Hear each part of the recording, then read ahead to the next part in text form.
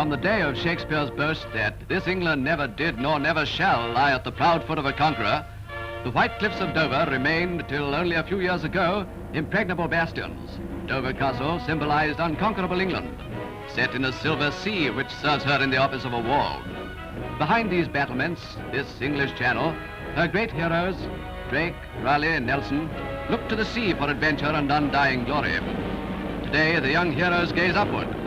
In the skies, the Nelsons of tomorrow will write the stirring new chapters of Britain's future glory. For in a single generation, the old defenses have become as the bow and arrow. Virtually, Great Britain is an island no longer. Under the banner of the Royal Air Force, behind the scenes, the modern descendants of the Elizabethan rovers are taking the first step towards mastery of the air. The workshops of Halton Camp are training the young apprentice mechanics. At school only a year or two back, now part of the service, the Royal Air Force, Navy of the Sky. After this course of all-round instruction, the boys know airplanes from prop to rudder. Though the thrill of actual flight isn't granted them, they do have a run round the flying ground before completing their course at this elementary school of the RAF, open to all. The place where 9 out of 10 worthwhile youngsters would give their eyes to be is Cranwell, the University of the service. Open sesame to that glittering goal of young hopes, the Flying Officers Commission. Here, from early morning parade till lights out, cadets move in the smartening atmosphere of character-forming, friendly discipline.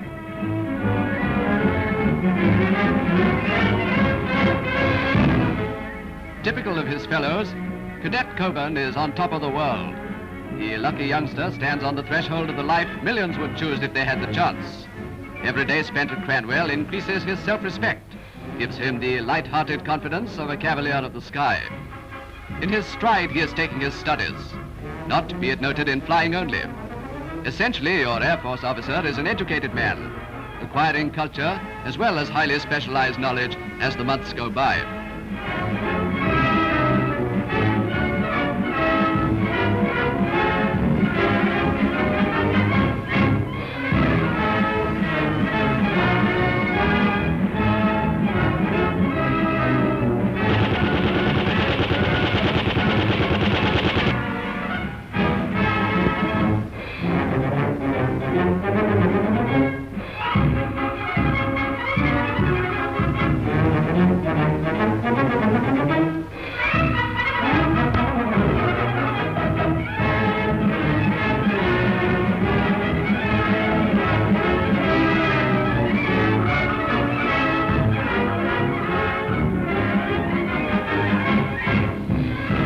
By engineer specialists, the cadet learns all there is to know about the aero engine, the vital part of the airplane upon whose beat the very life of the pilot depends. As a flair for mechanics is the birthright of most young Britishers, he takes naturally to this practical study. The longed-for day is now approaching. Cadet Coburn will soon apply his theoretical knowledge in the air. With an instructor, a little nervously, he goes for his final test in a dual-control aircraft. If he passes, he'll be allowed to fly solo. In the air, the instructor signals by hand to the rear seat the directions he wants young Coburn to follow.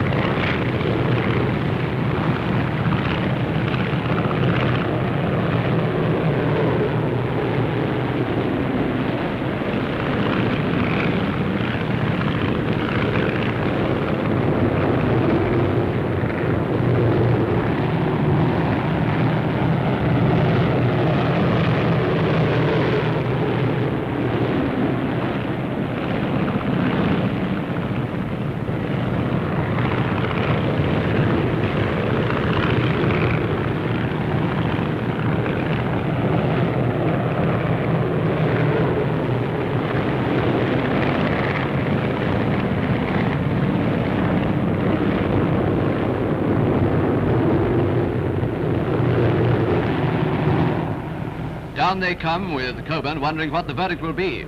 More instruction, or will he be allowed to fly alone?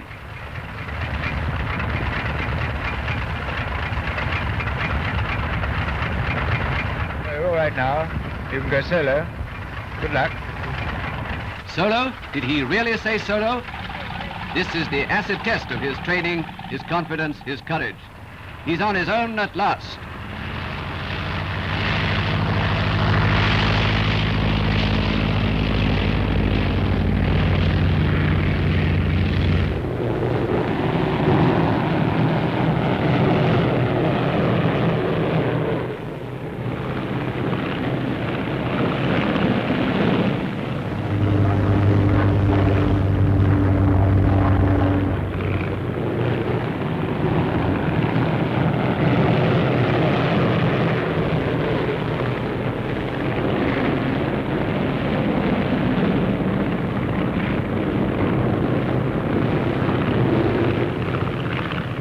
Now for the trickiest part, bringing her down to a good landing.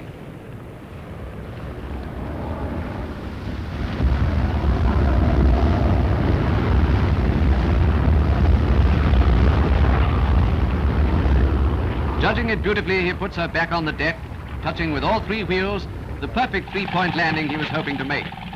Surely he must have passed the test. A very good landing indeed. Good show. Okay, sir.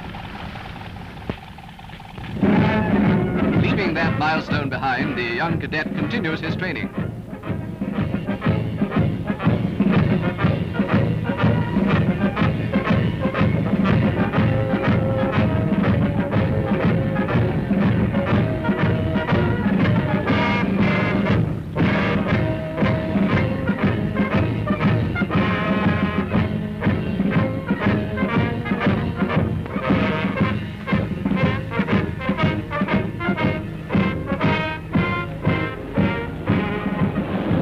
Flying, the cadets rapidly leave the novice stage behind, climbing upwards towards complete instinctive control, towards mastery in the air.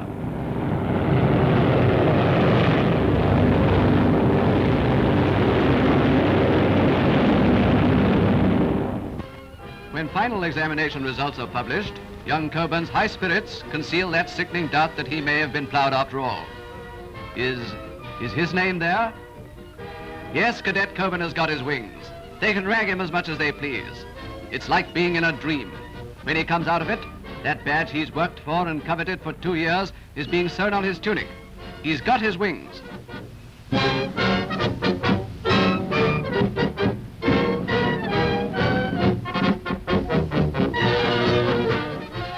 Yes, and not a bad-looking chap either. All his conquests won't be in the air. It's farewell to Cranwell now. Goodbye to a lot of good fellows, and who knows when and where he'll see them again. Home stations, India, Singapore, he'll always be running up against some of them and yarning about the good times of Cranwell. Members, all of them, of the great Freemasonry of the air.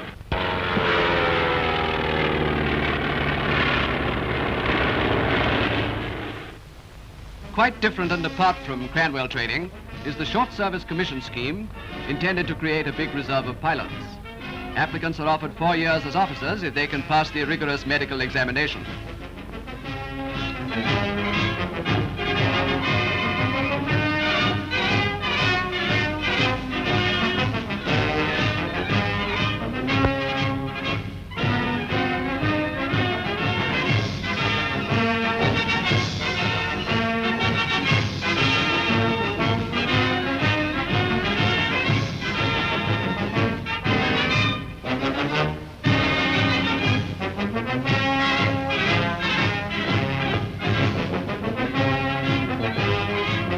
Passed by the doctor, they go to civil school to begin an intensive course of training on much the same lines as followed by permanent officers.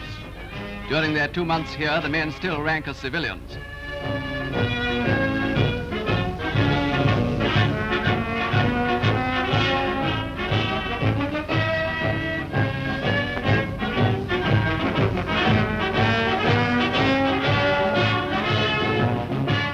Gazetted acting pilot officers, the men don uniform and go to a flying training school for 6 months. Civilian life is put behind them. No less than the cadets at Cranwell, the acting pilot officers wholeheartedly respond to the call of the air. The increasingly important technique of blind flying is acquired in the link trainer, in which the pupil obeys directions electrically sent to his instrument board by the instructor. A tracer afterwards shows him how nearly he kept on the prescribed course. Blind flying is necessary wherever fog, darkness, or bad visibility obscure the earth. Reporting to the squadron leader in charge of flying instruction is the next step.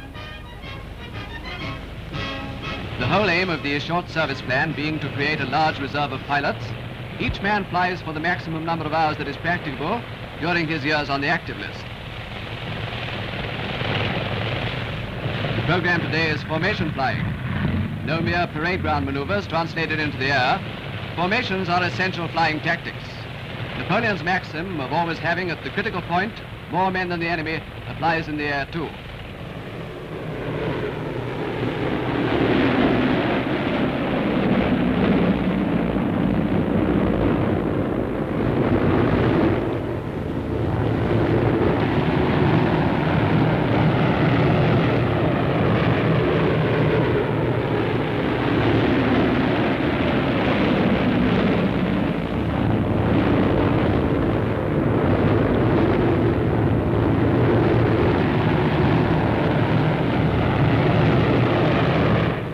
Now to put into practice the blind flying lessons learned in the Link Trainer.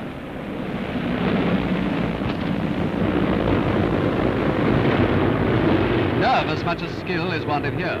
It's one thing to fly when he can see where he's going, but when his very life depends on the instrument board, when only altimeter, artificial horizon, compass, and the rest stand between him and a crash, a man not at the strongest nerve might panic. Down comes the hood and the pupil is now flying blind. By phones, he's in touch with the instructor to correct him if he makes mistakes. All the same, it's something of an ordeal, that first flight blind.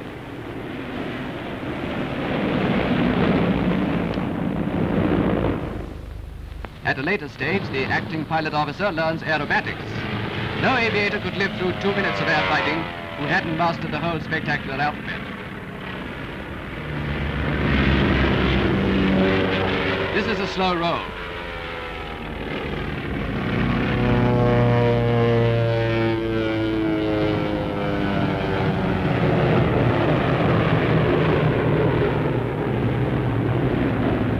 With the camera in the observation seat, Inside Goods takes you behind the scenes again, and you yourself feel something of the authentic thrill of the pilot. Now the difficult half roll off the top of a loop.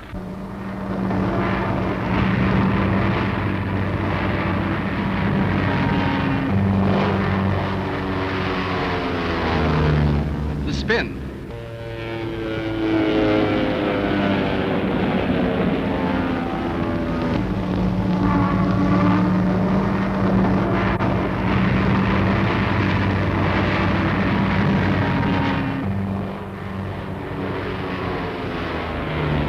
Finally, the sensational dive bombing, 300 miles an hour.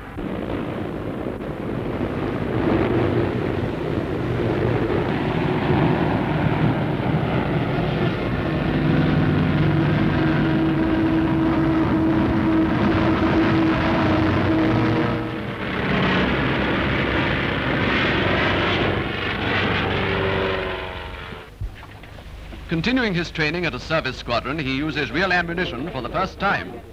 At last, he accustoms himself to the terrifyingly destructive weapons he controls, the whole range of hell's arsenal.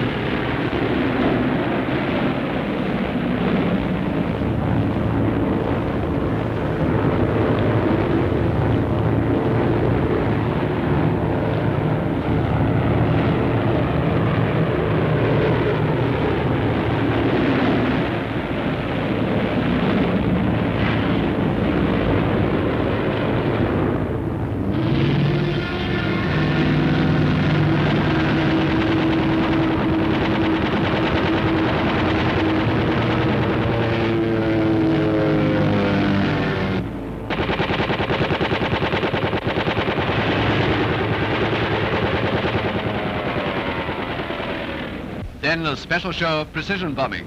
To enhance the realistic effect, the target this time is a mock ammunition dump.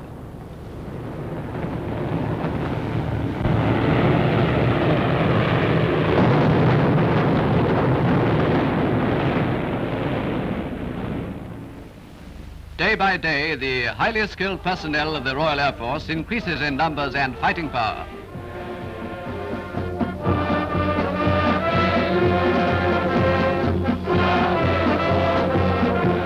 Precision, certainty of thought and movement are witnessed both on the parade ground and in the sky.